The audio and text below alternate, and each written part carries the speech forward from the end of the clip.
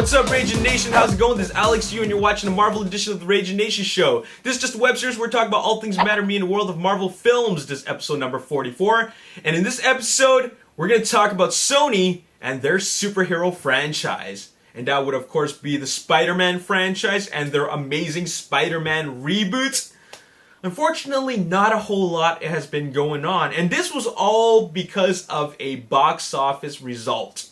Okay? And you know what? $700+ million, that's a lot of money. In our eyes, that's a lot of money. It obviously made a lot of money, but just not enough, okay? They expected bigger box office success. Unfortunately, that wasn't the case, and because of that, they're just reworking their entire business plan.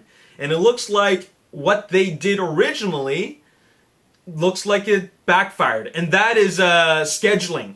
They scheduled a lot of the films from the franchise to be locked in for these very, very specific dates. I mean, there was a Amazing Spider-Man 3 film, there was the Amazing Spider-Man 4, there was a Sinister 6 film, there's even a Venom film, okay? And which will eventually lead to a Carnage film.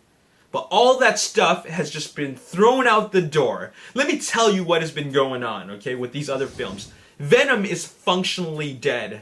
Spider-Man 3 is in a state of limbo, possibly being delayed for 4 years, okay? They want to make it, but they don't know when, okay? As for Sinister 6, Sinister 6 is a film that may or may not be coming, but it's the only film that's solid enough, which its status is solid enough to actually be released. And they're considering that Sinister 6 is what they're calling a soft reboot, okay?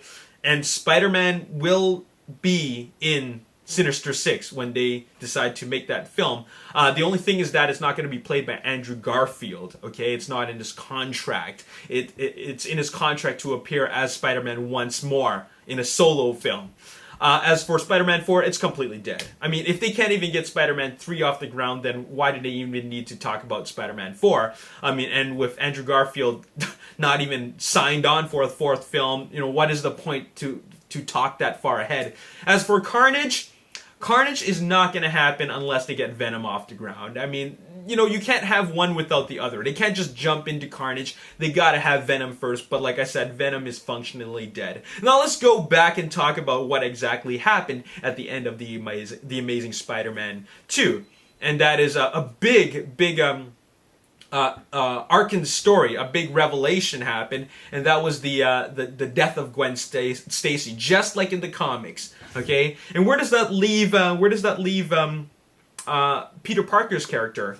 Well, in the third film, we should be seeing him grieving and just overcoming conflicted emotions, okay, and tragedy.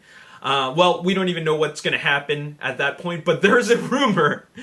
Get this, there's a rumor. And you know what? From this point on, is nothing but rumors. There's absolutely nothing solid from Sony. So let me just throw out this rumor, okay? Apparently, there's this rumor of bringing Gwen Stacy back. In other words, bringing Emma Stone back. How? I have no idea. But that's just a rumor. Would it be a flashback? I don't know. Would it be a prequel? I don't know. But you know what? It's being thrown out there, and that is just a rumor. It might not be anything at all, but I've just been reading a lot of these sites, okay?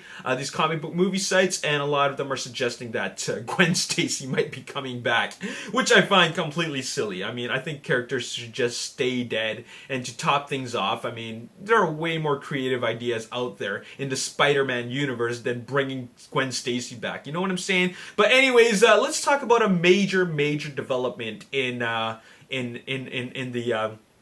this franchise, and it's still a rumor. But I thought I should just throw this out there. Now, in a previous update about the video update that I did about the future of the Sony's franchise, I mentioned that it's possible that they might do a female-led Spider-Man film, and that was also a rumor.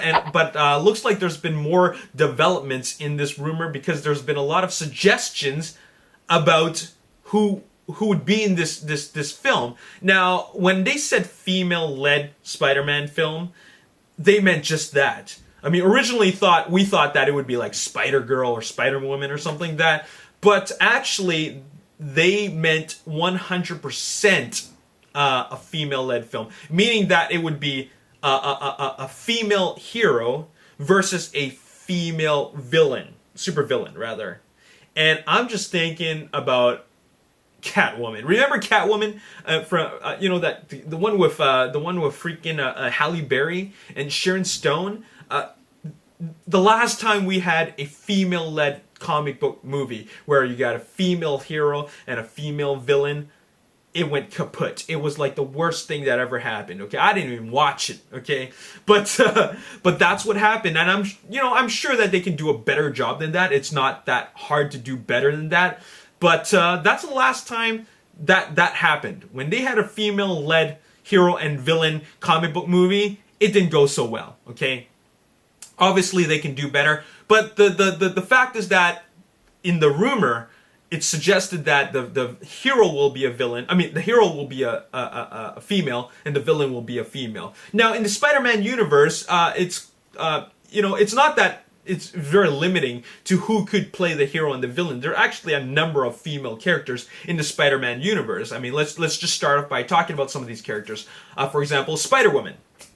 Spider-Gwen. I mean, Gwen Stacy. It's an alternate universe where Gwen Stacy gets bitten by a spider and then becomes a superhero. Okay, so there's that possibility. There's Spider-Girl, which is the daughter of Peter Parker and Mary Jane. All right, and then you have Felicia Hardy, who's Black Cat. We saw a little bit of Felicia Hardy in the Amazing Spider-Man 2. So whenever you see these characters appearing in the previous films as their non-alternate versions of themselves, it suggests that we're going to see them in the future, right? There's Silver Sable, who's a female mercenary. There's also Silk, who's another victim who got bitten by that same irradiated spider that bit Spider-Man. So it's the same universe. It's not an alternate universe, but that irradiated spider still exists and it bit someone else, and that character is Silk. And then there's Firestar, and she's a mutant, okay? She can manipulate microwave radiation and can fly.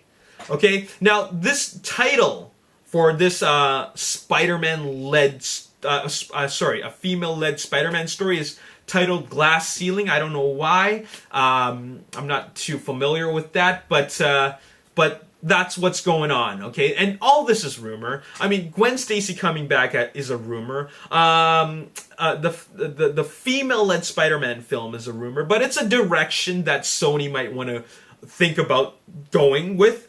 I mean, honestly speaking, it all comes down to how successful that Ghostbusters spin-off or reboot with the female-led cast goes, okay? So, that is something that is up in the air. But the real fact is that Venom is functionally dead. Spider-Man 3 is in a state of limbo. Sinister 6 is considered a soft reboot. And Spider-Man 4 is not happening at all. And Carnage is only going to happen if Venom happens, okay? So there you have it. That's all I got to say in this video. What do you guys think about Gwen Stacy coming back? And what do you guys think about a Spider-Man alternate universe film? I would guess it would mean a reboot or a spin-off film where it's completely led by female characters.